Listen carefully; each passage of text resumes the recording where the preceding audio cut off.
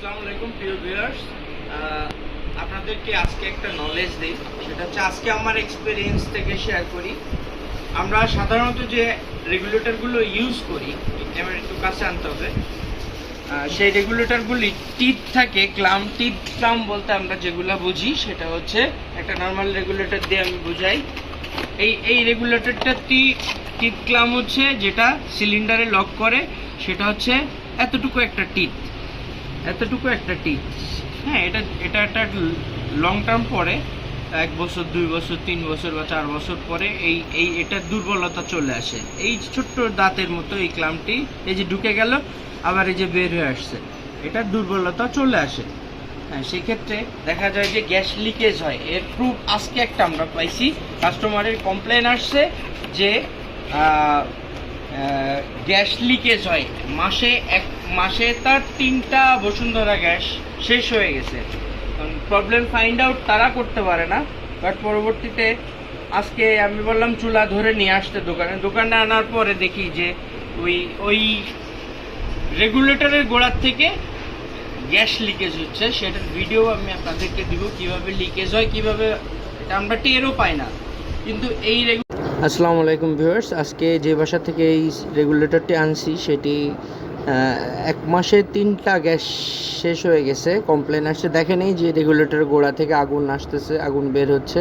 হ্যাঁ, তার মানে এটা আস্তে আস্তে গ্যাস লিক করে, এইটার প্রবলেম ছিল। হ্যাঁ, এই রেগুলেটরগুলি খুবই দুর্বল হয়। আইজিটি কোম্পানির রেগুলেটর। হ্যাঁ, এটা ডেনমার্কের আইজিটি কোম্পানির রেগুলেটর। এটা 5 বছরের ওয়ারেন্টি দিয়ে থাকি আমরা। এটা ইউজার ম্যানুয়াল আছে। হ্যাঁ, এটা লক সিস্টেম হচ্ছে মুন সিস্টেম, মানে অর্ধচাঁদের মতো। এই যে ঢুকে গেল, এই যে বের হয়ে আসলো, এটা সিলিন্ডারটাকে পুরোপুরিভাবে লক করে রাখে। যখন আপনি ধরেন বাসার বাইরে যাবেন দীর্ঘ সময়ের জন্য, 2 দিন 4 দিন 5 দিন, তখন আপনি জাস্ট এই সুইচটা অন ছিল, বাসার থেকে বের হওয়ার সময় অফ করে চলে যাবেন। এটা এইভাবেই থাকবে, কোনো গ্যাস পাস করবে না, কিন্তু লক করে রাখবে। হ্যাঁ, আবার এই অন করে দিলেন, বাড়িতে যখন ফেরত আসলেন অন করে আপনি আপনার চুলা ইউজ করা শুরু করলেন। আবার কোথাও বেড়াইতে গেলেন, আবার অফ করে চলে গেলেন। এটা হচ্ছে ডেনমার্কের রেগুলার টেকনোলজি। এটা ডেনমার্কের প্রোডাক্ট, লেখা আছে এখানে ডেনমার্কের আইজিটি। হ্যাঁ, এলপি গ্যাসের জন্য এইটার আপডেট আমরা আনছি। সেন্সর রেগুলেটর যেটার কাজ হচ্ছে, এটা আইজিটির, এটা ইউজার ম্যানুয়াল, এটা বক্স। হ্যাঁ, এটাতে অলরেডি কিউআই স্ক্যান দিলে প্রোডাক্ট ডিটেলস পাওয়া যাবে এবং 5 বছরের ওয়ারেন্টি আছে।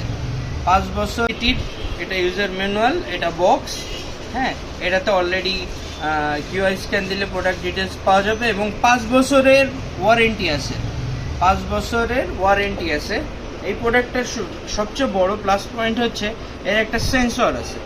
এই সেন্সরটি হচ্ছে যখন আপনার সিলিন্ডারে এটা লাগানোর পরে এই পাশে পাইপ থেকে চুলা পর্যন্ত যদি কোনো প্রবলেম থাকে, সেই প্রবলেম ও যদি পায় অতিরিক্ত গ্যাস পাস হচ্ছে বা গ্যাস পাসিং ঠিক নাই, তখন ও সেন্সর অটোমেটিক গ্যাস ব্লক করে দেয়, গ্যাস ব্লক করে দেবে।